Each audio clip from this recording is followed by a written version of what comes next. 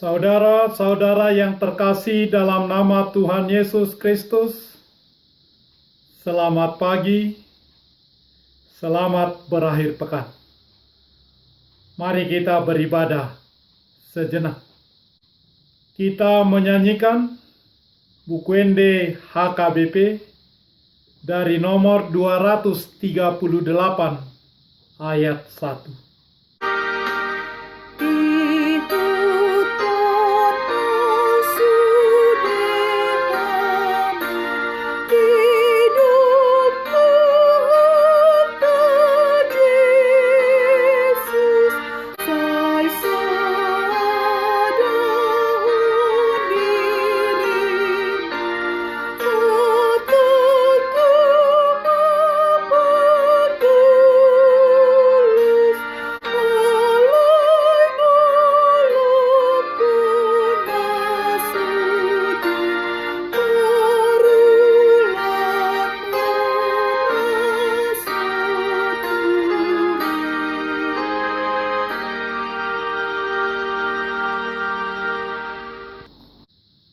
Kasih karunia dan damai sejahtera dari Allah Bapa dan dari Kristus Yesus Tuhan menyertai saudara-saudara.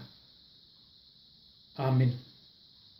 Saudara-saudara yang terkasih, firman Tuhan, renungan harian Sabtu 20 Februari 2021 dari kitab Injil Matius pasal 10 ayat 39 mengatakan, barang siapa mempertahankan nyawanya, ia akan kehilangan nyawanya.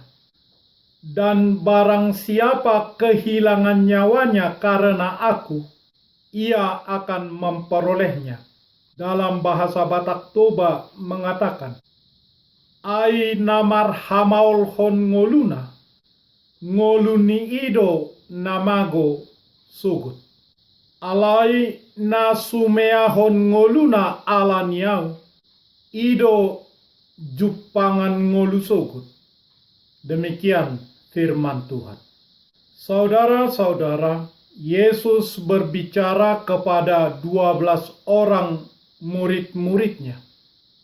Ia mengatakan firman Tuhan ini untuk meyakinkan murid-muridnya bahwa jalan yang ditempuh untuk mengikut Yesus tidaklah mudah. Mereka harus membelakangkan kehidupan duniawinya dan mengikut Yesus secara tulus untuk menyebarkan berita keselamatan dan berkat bagi seluruh manusia, bagi dunia. Dan hal ini juga berlaku bagi siapa saja yang hendak mengikut Yesus dalam hidupnya. Pada zaman itu, orang Yahudi sangat berpegang teguh pada kitab Taurat dan tidak mengakui Yesus sebagai Mesias.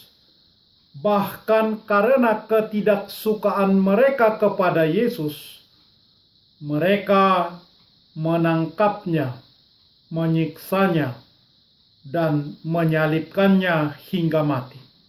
Jika ada dari antara mereka yang percaya kepada Yesus dan mengikutinya, maka dia akan dimusuhi, dikucilkan juga oleh keluarganya sendiri. Jadi itulah maksudnya kalimat ini. Aku datang bukan membawa damai, melainkan membawa pedang, sebab aku datang untuk memisahkan orang dari ayahnya, dari ibunya, dan dari saudaranya. Yesus sedang berbicara tentang perpecahan yang akan terjadi. Perpecahan yang bahkan ada di antara anggota keluarga. yaitu perpecahan yang terjadi karena anggota keluarga percaya dan mengikut Yesus, sedangkan yang tidak percaya akan membenci saudaranya yang percaya tersebut. Dan setiap orang yang percaya dan mengikut Yesus harus mencintai Yesus lebih dari keluarganya tersebut, lebih dari apa yang ada di dunia ini. Hal ini tentu saja akan membawa pertentangan dalam anggota keluarga. Dalam sudut inilah Yesus datang membawa perpecahan.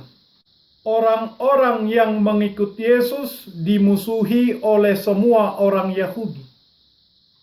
Mereka diburu, disiksa, bahkan dibunuh. Jadi, apabila seseorang tidak berani memikul salib, menderita, menyaksikan Yesus, dan takut kehilangan nyawanya karena mengikut Yesus, maka dia tidak pantas menjadi murid Yesus. Iman kepada Yesus akan memisahkan orang percaya dari orang berdosa, orang dunia yang tidak percaya. Memisahkan secara moral dan secara rohani dari dosa, agar dapat bertekun dalam keselamatan, dalam iman, dan dalam kekudusan. Pemberitaan firman Allah dan kebenarannya akan mendatangkan perlawanan, mendatangkan perpecahan, mendatangkan penganiayaan. Saudara-saudara, standar kehidupan yang ditetapkan oleh Yesus Kristus akan mendatangkan ejekan dan cemoohan, bahwa mengikuti Yesus tidaklah mudah.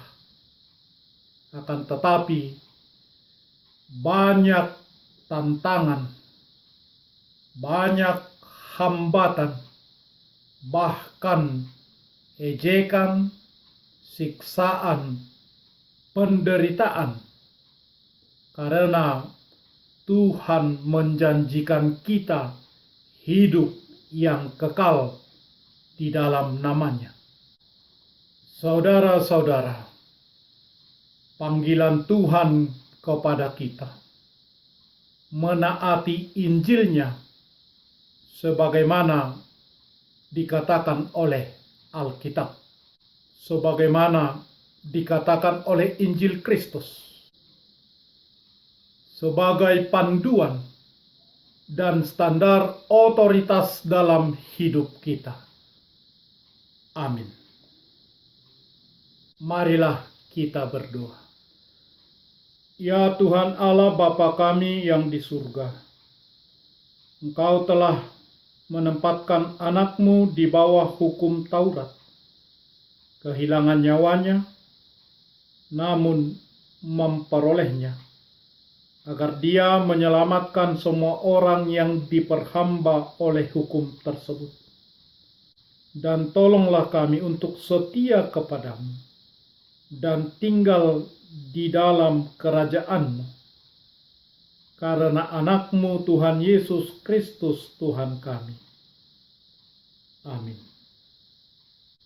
Marilah kita menyanyikan buku nyanyian HKBP dari nomor 238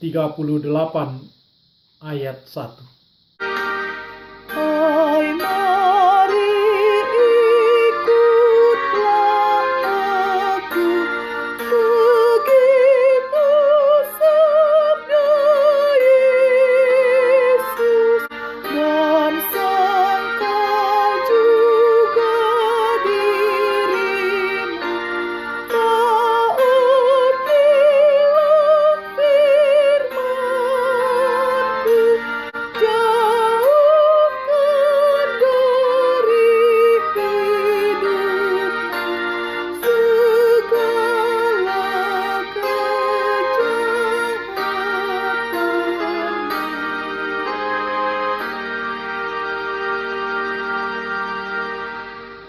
Kita bersama-sama berdoa dengan doa Bapa kami.